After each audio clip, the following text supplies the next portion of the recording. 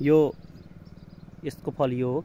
अब यो भनेको यसको दाना ठ्याक्कै खिजुरकोसँग मेल खान्छ, तर साइजमा अलिकति ठुलो हुन्छ यसको दाना चाहिँ 4-5 वटा हुन्छ हैन। यो देखिन्छ यो यस्तो छ। यो अब जब यो फल्छ नि यसको पत्ता सबै झरिसकेको हुन्छ। अब यो पाकेर झर्छ, आफै पनि झर्छ, तर अलिक पुरै गलेर झर्छ।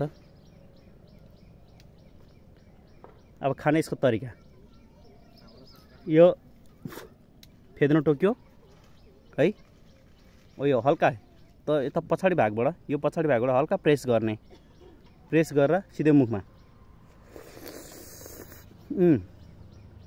हो, गुलियो हुन्छ यो।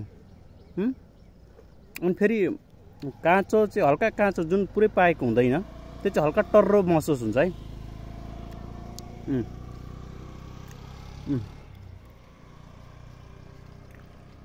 मिठो।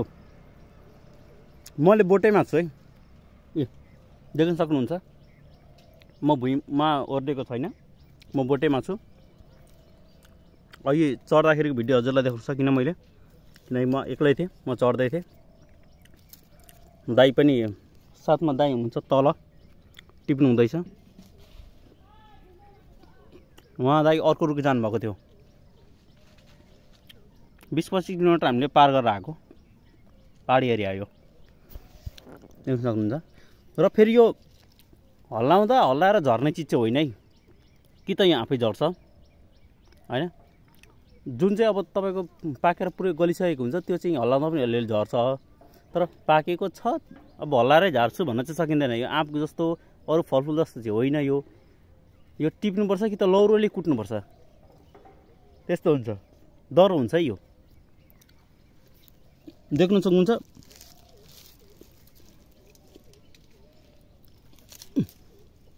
यस्तो छ, यसरी फलेको हुन्छ रुखमा। यो ठुलो छ रुख, यसको रुख सानो पनि हुन्छ, तर फल्ने सिस्टम नै यही हो। फल्दाखेरि यसको पत्ता झरेको हुन्छ, पत्ता झर्दै गरेको हुन्छ। अब चाहिँ नयाँ पालो आउँदैछ। यो नयाँ पालो भनेको अब यो पाकेर यो सकिने समय हुँदैछ।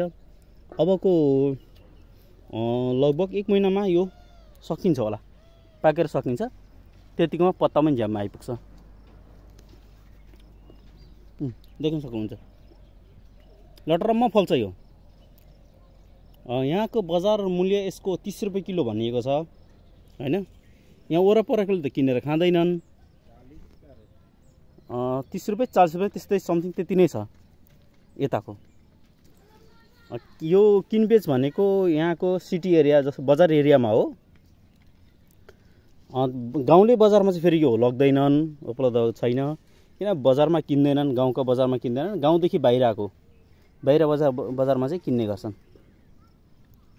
यसलाई सन्थालीमा हाम्रो यो तिरिल भन्छ, सन्थालीमा चाहिँ हैन, सन्थाली एरियामै पाउने हो। अनि हाम्रो यो नेपालमा त यो छँदै छैन, मैले चाहिँ देखेको छैन। हजुरले देख्नु भएको छ नि कमेन्ट सेक्सनमा हजुरले लेख्न सक्नुहुन्छ कुन ठाउँमा पाउँछ हैन।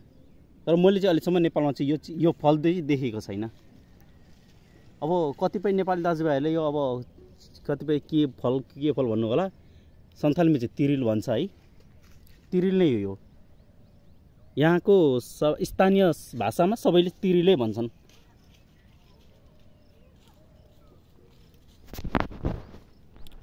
हस् त, आजको भिडियो म यहाँ समाप्त गर्दछु। अब म पनि निकै झार्दैछु, आधी बोरा झारेँ, अब आधी जति झार्छु म। अब नेपालतिर लानु, फेरि यता गाउँमा पनि भनेका छन्। अब सानो बोरा छ, ठुलो बोरा चाहिँ छैन हैन। 10-15 किलो अट्नै जस। हस् त।